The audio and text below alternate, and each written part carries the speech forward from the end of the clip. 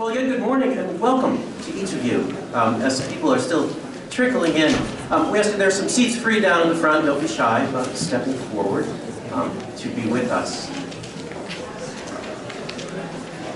Our topic this morning is pastoral care, and just to help all of you understand where we are this year on this particular year in our journey, some of you may have a habit or a tradition of Celebration Sunday that happens at the beginning of each year. This year we decided to experiment with that. We were finding that doing it on the Sunday after Labor Day was like a bucket of cold water for a lot of people. It was too close to summer, so we decided what we would do this year is take our major ministerial groups, break them apart out of Celebration Sunday, and at discrete forums throughout the year, talk about the lives of our ministry and our shared experience together. So Rainey did that for our social justice and outreach ministries in the fall. Rita conducted a liturgical weekend a little shortly after that. And this morning we've come together to talk about our pastoral ministries. And I thought I'd take the opportunity too to talk a bit about pastoral care and what we do for each other and what your clergy offer you. But I will say at the outset that the title of this morning's forum is The Caring Community. The Caring Community. And I think that that term captures the vision of your clergy and of many of you for how we go about this enterprise of pastoral care. So just a note about how we're going to use our time together this morning. I want to talk a little bit about pastoral care, what it is, how it differs from other types of care you may be used to in the outside world. And then I'm going to introduce you to many of the caregivers among you. So this morning is both an opportunity to learn about what care is available to you as a parishioner, but also what are ministries and opportunities for you yourself to care for others. One of my goals is to free the caregiver within each of us, because I think that's how God is working on us at all times. You don't need to be an MDiv or a licensed therapist in order to show God's love in the world. So that's our subject for this morning. You have two handouts. One is a guide to a number of our ministerial groups. There's sort of a soft side to that listing. I realize ministries such as Boston Moore and others have a strong pastoral dimension, but these are sort of the official pastoral care ministries. And there are some also that are going on that I'm going to talk about that aren't listed because they're sort of things individuals are doing in our community to help each other. So I thought I would start by telling you a story. Everyone loves stories. And this happened to me here in around 1999 when I was a parishioner. I was a parishioner here at Trinity before I went away. My name, by the way, is Patrick Ward. I should have said that. I have the name button on. But my name is Patrick Ward, and I'm your Associate Rector for Pastoral Ministries and Welcome. And I'd like to tell you about an experience I had that really began to shape my understanding of what pastoral care is, because I really did have no idea when I was a parishioner in 1999 what this might be. So in 1990, I joined a study group of about 10 adults that was forming here. It was an EFM group, Education for Ministry. A number of you have been in such a group. Many Episcopal churches host these. They're 4-year study programs. You study Scripture together. You get to know each other through check-ins. The main work of the group is theological reflection. And we would meet on Monday nights from September to May, 6:30 to 8:30. And we always began with check-in. And many of you have been in small groups here. Raise your hand if you've ever checked in a small group here at Trinity Church. So we know this experience very well. You go around the table and each person gives an update of some sort. So in that community of 10, over a period of 4 years, we heard a lot during check-in from each other. There were the usual accounts of business travel and family vacations and birthdays and home renovations. But from time to time, as we grew to know one another, one of us would share news of a cancer diagnosis, or of a pending divorce, or a frightened preoccupation with household finances. By the way, anyone see the Atlantic Monthly, that article? What's the percentage of Americans who couldn't lay hands on $400 in an emergency? 60%. Upwards of 40%. Upwards of 40% of Americans cannot lay hands on $400 in an emergency. We are together here. And that is a reality for many of us here. Side note. So, household finance will come up. Grief at the sudden decline of an aging parent or spouse. Despair at the inability to reverse a beloved child's slide into drug addiction. Personal struggles with depression. We witnessed all of this with each other over those 4 years. So during our first year together as a group, updates like these would tend to derail the check-in altogether and result in 30 minutes or more of a certain kind of well-intentioned knowledge sharing. Someone else had a nephew in recovery, and here's what had worked for him. Someone else lived next door to the best oncologist in the city. So-and-so has a great financial advisor. Let me connect you. When my father first presented with Alzheimer's, here's how I coped. I'm reminded as I remember this of what Paul says to the church in Corinth.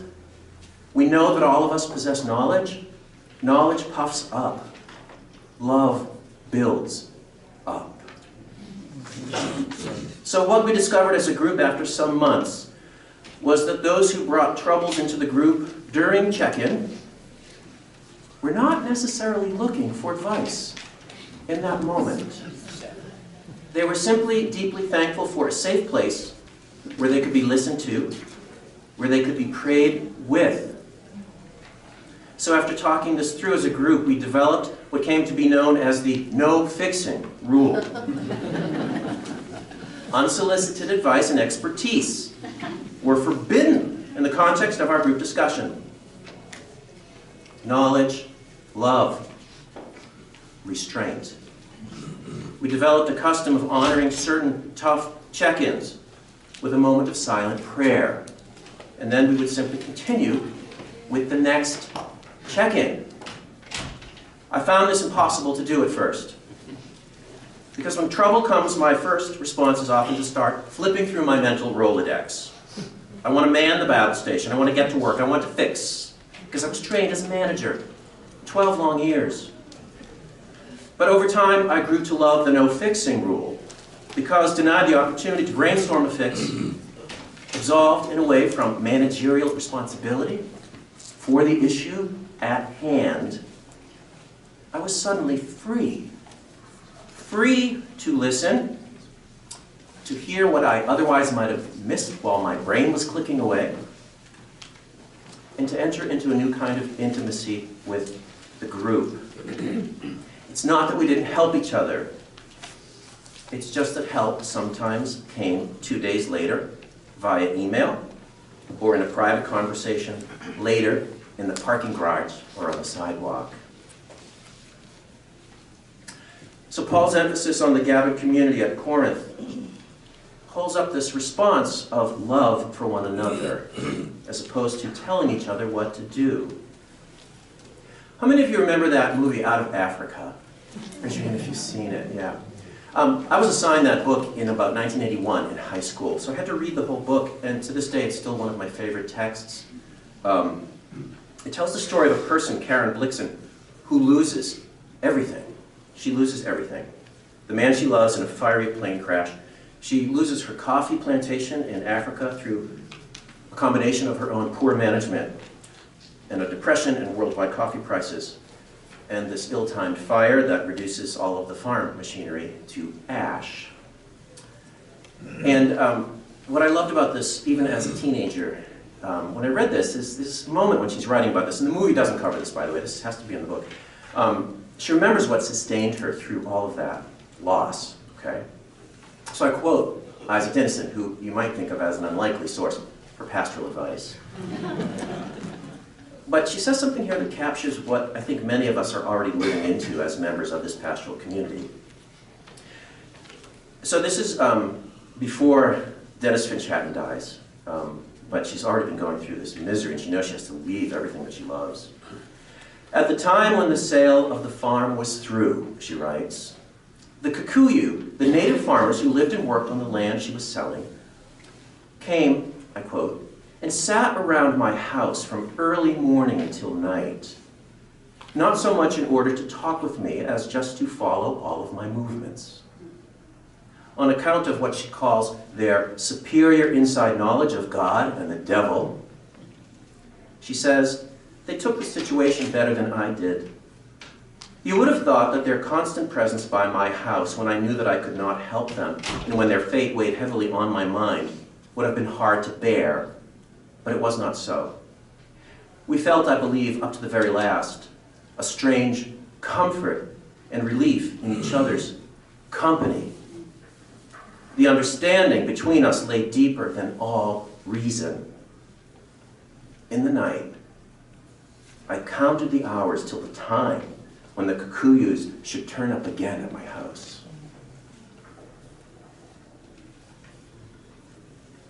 A strange comfort and relief in each other's company. The understanding between us lay deeper than all reason. Knowledge puffs up. Love builds up. Do you understand what's happening here?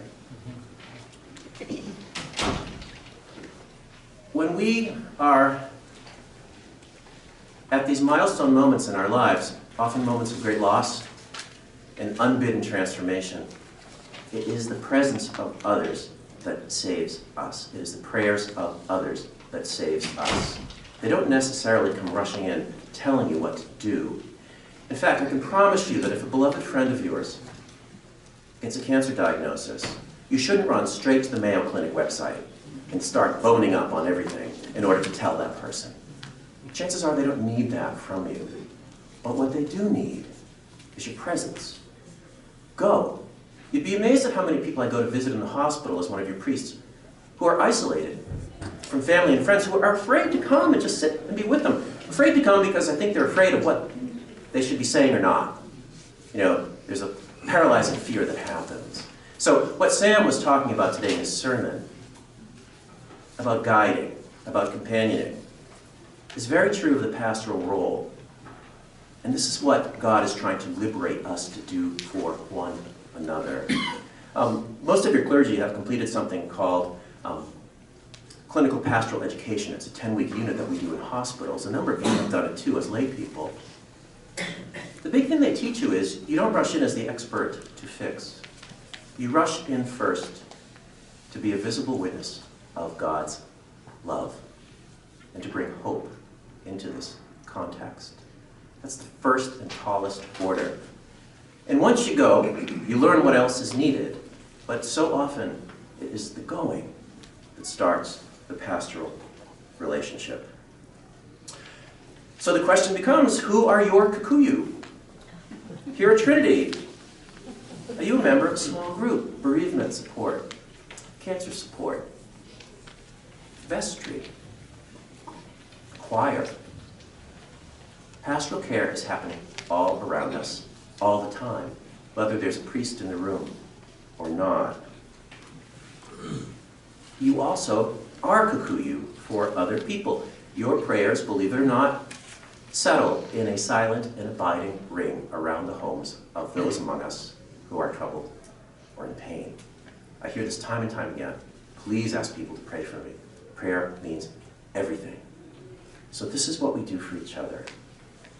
So I wanted to begin with that image from out of Africa. It's an unlikely image for pastoral care, but I just wanted to share that with you because it communicates to me what we're trying to do as a colony of God's love here on Copley Square for ourselves and for the wider world. So what is pastoral care? It is, I believe, that showing forth of God's love, particularly in times of transition in our lives, in crisis. I had a conversation with a member of our parish on the phone last week. She was looking forward to an operation, not really looking forward to it, kind of nervous about it. And she said to me, I love hearing from you people, she said. I love hearing from you people when you call, because you're a different sort than the Brigham, which is a big, imposing building. So her expectation for what her church does is quite different from what a team of experts would do. What we offer, a good synonym for me, for pastoral care, is spiritual companionship. It's that going with each other through prayer. Sometimes it has a practical dimension. Many of you drive each other to medical appointments. Many of you check in with each other on phone or on email around times of crises. But it's the companioning and the walking with. And it's the reminder, which we all need, of God's love for each of us, and that we are not alone. Another quick illustration of pastoral care. It was one of the most effective pastoral moments I think I've ever witnessed here. You know, sometimes the pastoral role is also that of what I'll call interpretive guide. We help each other actually understand what it is we are walking through together. And this comes out of our cancer support group. We have a number of people in that group with very serious cancers. All cancers are serious, but some people have come quite close to the edge with their illnesses and have been living with serious illness over a number of years together. And we meet monthly, Tuesday evening, here in the parish house. And I'll never forget one member of the group saying, "My illness has reminded me that we are all on a road to God together." She sort of did this with her hands in that moment. Now, when are we not on a road to God together? We are on a road to God together every single day of our lives. But the privilege of those who are healthy is that we can easily forget that.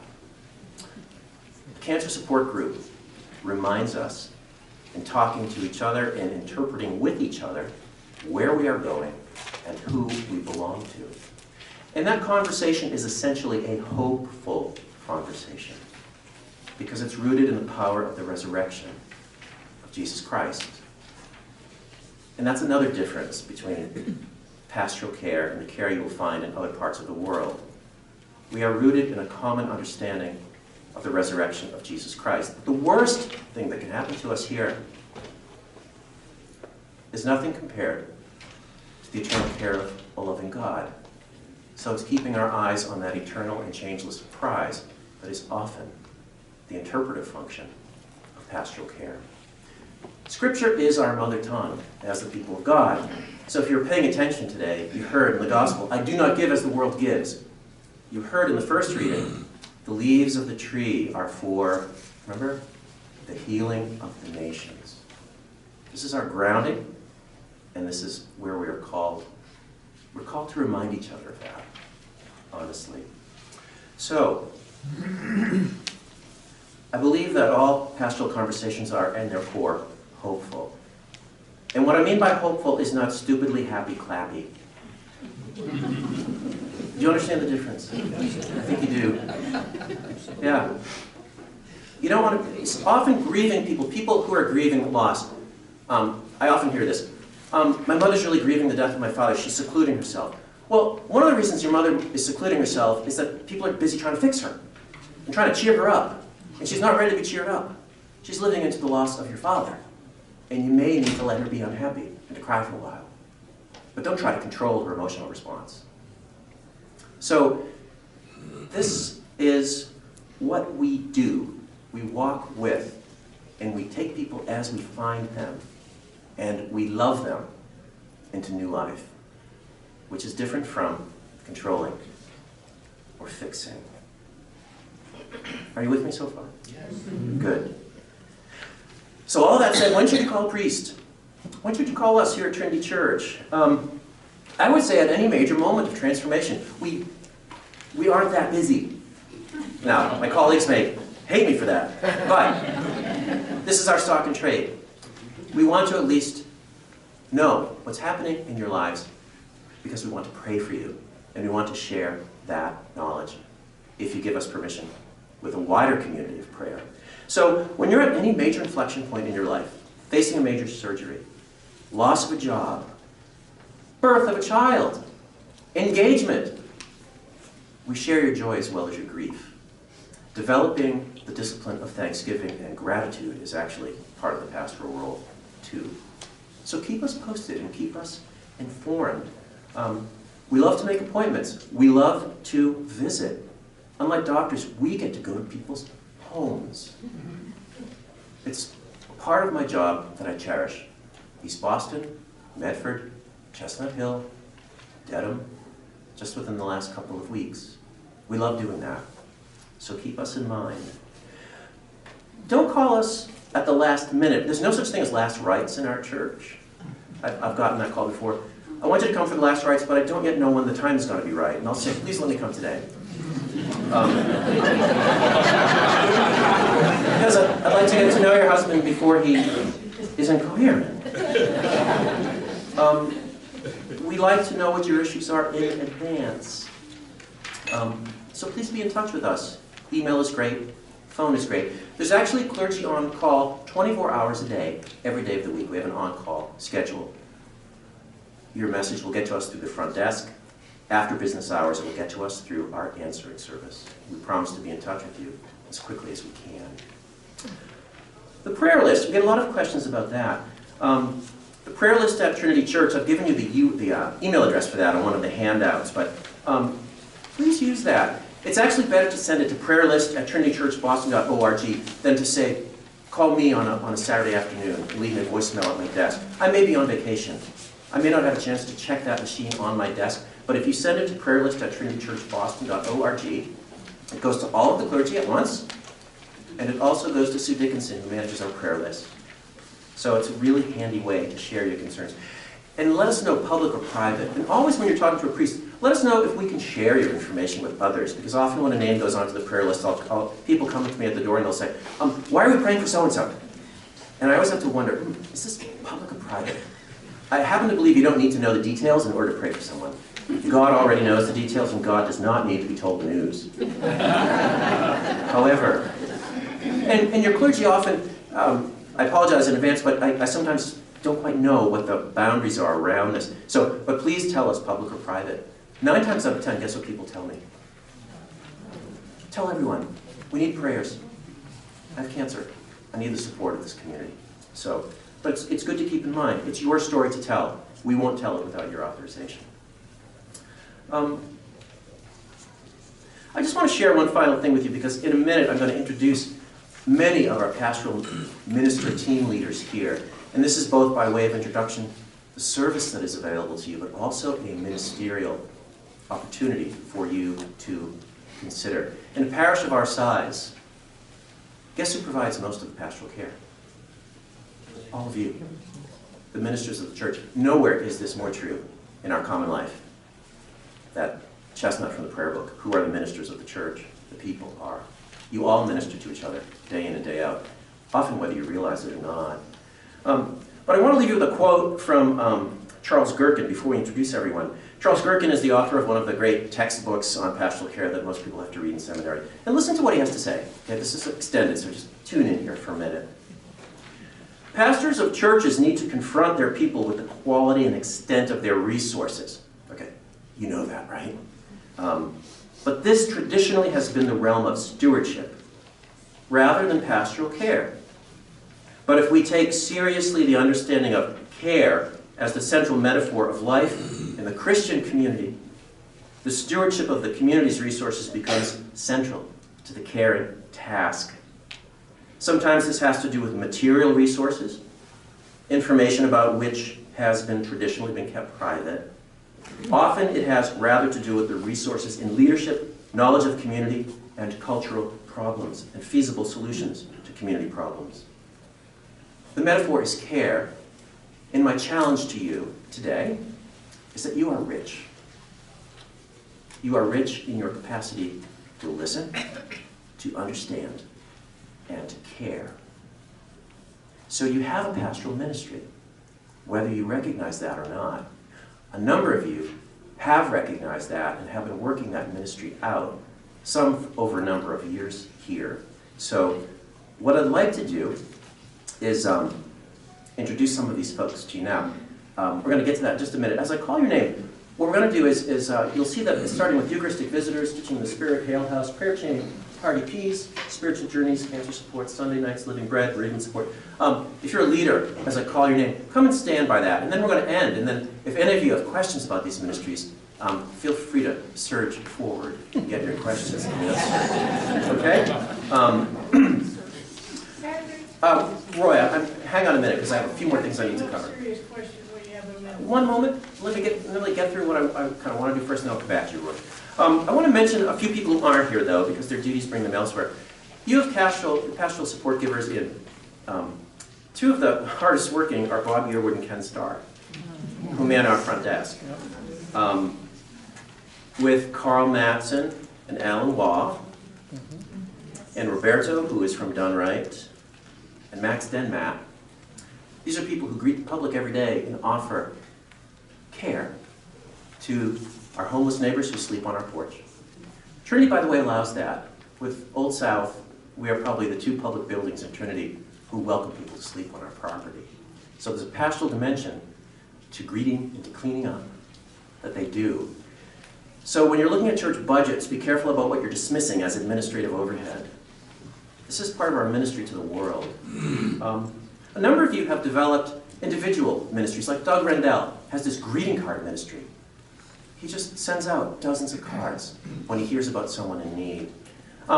Kate Beejan and Sandy Gardner have developed over the years a caregiving ministry. They focus on people who are caregivers, and it's largely telephone-based. And they'll call people just to check in with them and say, how are you doing?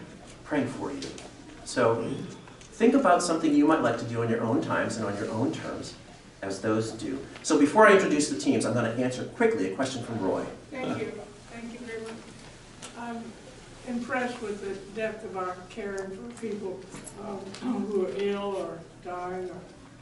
But there are many other people whom we maybe don't know about who have other kinds of problems. Right.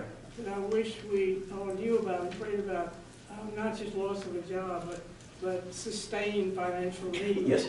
For example, which we don't do anything about. We also conservative people outside the church. Mm-hmm. And I wonder if we could be more conservative people inside the church who have that sort of problem, or children on drugs. Yep. Can I respond quickly, Roy, before I, thank you. Roy has put her finger on something which we think of as in-reach. You know, it's the sibling of outreach. We tend to think of caring for people oftentimes as something that we do to reach outside of the church. The body of Christ here in this church is as diverse as the world beyond its walls. And there are many people, as Roy says, who are in sustained financial duress, which is incredibly stressful. Your clergy do have discretionary funds at their availability. It's not much. It's not much. There are some parishioners who are in conversation with us about that right now, but things like car repairs, rent, utilities are a monthly terror for a good number of us. In our culture today, no one looks poor and no one looks rich. No one looks financially secure and no one looks financially insecure. But I tell you, it is alive and well in our congregation. So this is a ministry that we cover some of it as your clergy with the available resources, but there is, as I said, a conversation happening among some parishioners to try to beef up that capacity of us. I will say, and this is a controversial thing that I'm going to say, if you come to a church with the expectation that it will function like a social service agency, you will be disappointed. We're not trained to act as a social... Our Trinity Boston Foundation, that's in part why it exists. But your clergy, as I tried to make clear in my previous comments, are in the business of doing something else, often in concert with other social service agencies. So we actually have to do a lot of referring out. A good priest knows when he or she is out of their depth and the capacity to care with issues such as chemical dependency, extreme financial duress, homelessness. You know, the impulse is, sleep here in the church, right? But we have insurance agents that might have some real difficulties with that. So Roy has put her finger on something really important. But in order to introduce, and I'm happy to have that sustained conversation with others of you who are interested, but our real job today is to lift up the ministries of a number of you and to get you all talking. So, as I said, I need to curtail further Q&A right now, but please join me in welcoming some of our leaders. A word about the Trinity Boston Counseling Center before I introduce everyone else. How many of you are familiar with the work of the Counseling Center? So the Trinity Boston Foundation is our independent 501c3. It exists primarily to unlock opportunity for Boston's youth.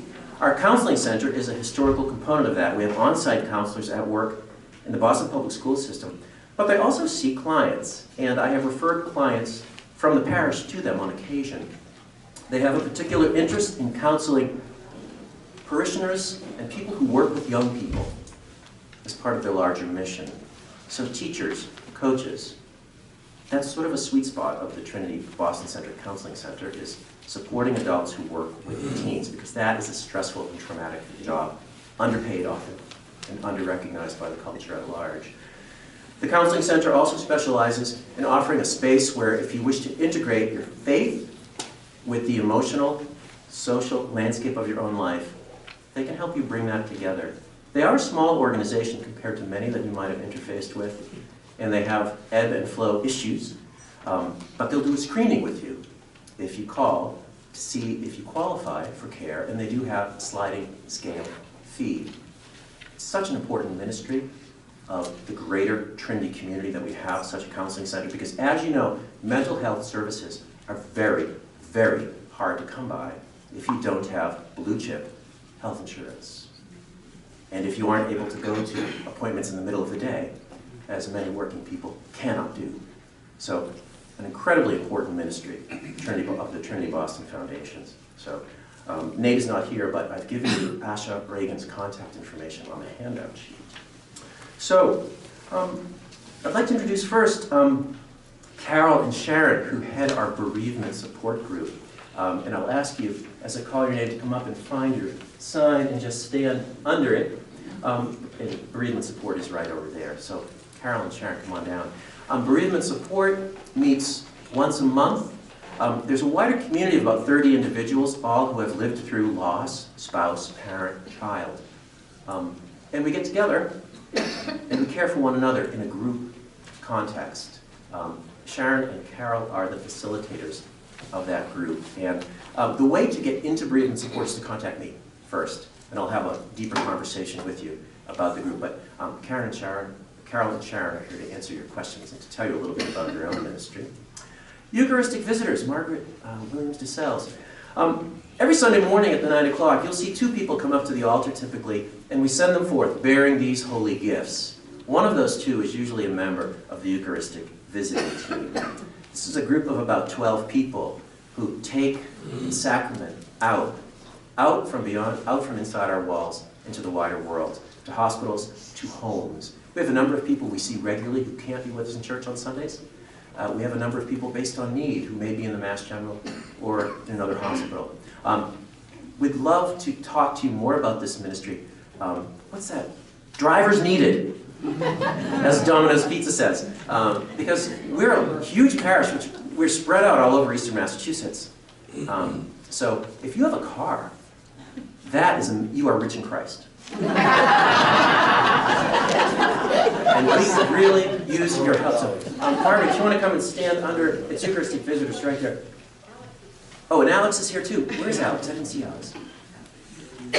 So Alex, there you are, Alex. Come and stand there. Margaret and Alex schedule Eucharistic visitors and can talk to you, whether you want to learn about getting a visit yourself at some point, or joining this team. And we do offer training through the diocese. So, yeah, Alex, join Margaret right over there. Thank you. Hale House. How many of you have ever been to Hale House? Hale House is an assisted living facility blocks from here. It's right on Clarendon Street between here and the river. And it's an assisted living facility that has a long history. It's in a beautiful old building that was the home of Clover Adams and then of the Audubon Society. And we bring Eucharist there. That's usually the other person we see at the altar. And Jim Meyer is the person who heads that ministry with a team that goes over every Sunday morning. It's within walking distance, and Jim can teach you how to be present for the lovely people who live at Hale House. We always have a great time when we're there. The Hardy Perennials. Hey. Are there any Hardy Peas here? Sonia, thank you. The Hardy Perennials are those of us who are 59 plus, who meet on a monthly basis for prayer. We do noontime prayer, we have lunch together, and we have fellowship. This past month we went to the Museum of Fine Arts, and Marvin Nathan gave us a custom tour. It's a companioning fellowship and prayer ministry. And Sonia and Peg Doherty and a number of others are interested in meeting you to talk more about that. The prayer chain, Joan Diver is representing Prayer Chain today, along with Sue Dickinson, who manages the chain. This is an extended group. They're kind of invisible to you. There are more than 25 parishioners, some who live now in other parts of the country, who pray daily on request for specific parishioners. This is some of what happens to your prayer requests as they come into us.